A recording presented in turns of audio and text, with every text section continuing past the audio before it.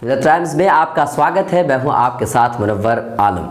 Supreme court ने राम मंदिर के हक में फैसला सुना दिया और इस फैसले के बाद कई लोगों का ये कहना है कि यह फैसला हिंदुस्तान के हक में है, किसी की जीत किसी की हार नहीं हुई। मुस्लिम तंजीमों ने भी इस फैसले को मान लिया, लेकिन कई माहिर कानून हैं, कई जज हैं जिन्होंने कहा कि इस फैसले में कई तरह की खामियां हैं, इस फैसले में कई तरह की गड़बड़ी है।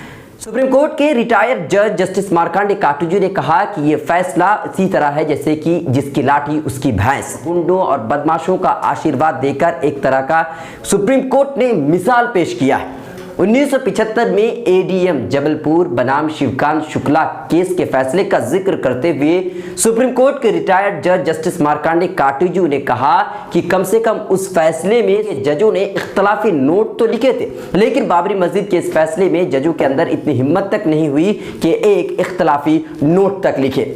उन्होंने कहा कि ये फैसला ठीक उसी तरह से है जैसे एक स्कूल में एक बदमाश छात्र किसी बच्चे का सैंडविच छीन ले और टीचर फैसले को बराबर करने के लिए कहे कि सैंडविच वो बदमाश छात्र रख सकता है और बच्चे को उसके बदले एक टुकड़ा मिल जाएगा। इसके अलावा पूर्व justice of India Ashok Kumar Ganguly ने भी इस फैसले में खामियां निकाली। उन्होंने कहा कि यह फैसला मेरे जहन में उतर नहीं रहा, मुझे हजम नहीं हो रहा, मेरे जहन में कई तरह के शक व शुबहात पैदा कर रहे हैं। मैं लॉ का छात्र हूं और यह फैसला मुझे कबूल करने में बड़ी दिक्कत हो रही है।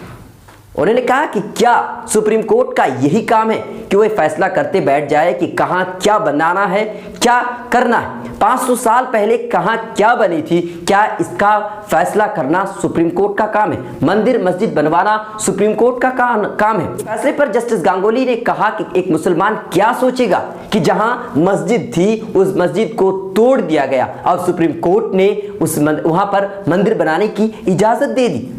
किस वजह से? सिर्फ इसी वजह से कि वो राम लल्ला वहां पर पैदा हुए। सुप्रीम कोर्ट इस बात पर ध्यान क्यों नहीं देता कि ये मिल्कियत का मामला 500 साल पुराना है? 500 साल पहले वहां पर क्या मौजूद था, क्या नहीं था?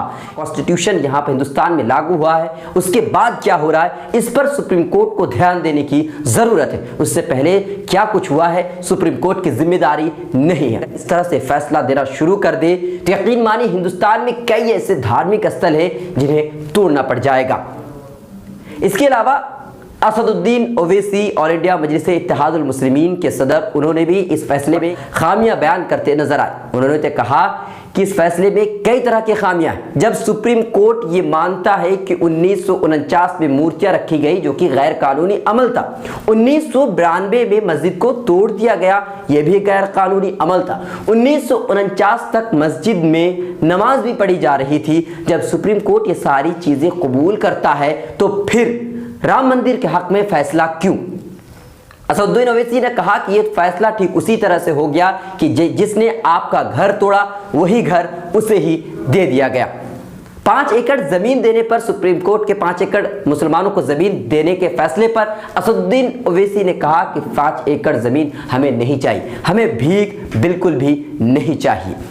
इसके अलावा सुप्रीम कोर्ट के सीनियर वकील महमूद पराचे ने भी इस फैसले पर खामियां गिनाते नजर आए। उन्होंने कहा कि यह फैसला आस्था की बुनियाद पर दिया गया, दलीलों और सबूतों को नजरअंदाज कर दिया गया है। एडवोकेट फैजान मुस्तफा ने भी इस पर सवाल उठाया और उन्होंने कहा कि यह फैसला हमारे जहन में नहीं उतरता, यह फैसला हमारे हक में नहीं है, यह बात नहीं, बल्कि इस फैसले में इंसाफ कहीं दूर दूर तक नजर नहीं आता है। एडवोकेट एस बालन ने भी कहा कि इस तरह का फैसला आया है यह हमें बिल्कुल कबूल नहीं है और यह काबिल मुजम्मत है, यह फैसला बिल्कुल तासुब पर मबनी है। इसके अलावा स्वामी अग्निवेश का कहना यह है कि जब सुप्रीम कोर्ट 1949 में मूर्तियां रखे जाने और 1992 में मस्जिद को तोड़े जाने की बात कबूल करता है तो फिर उन्हीं लोगों को मंदिर बनाने की इजाज़त क्यों दे दी, जो बिल्कुल गलत है और बहुत ज़्यादा गलत है। ये बहुत अफसोसनाक बात है।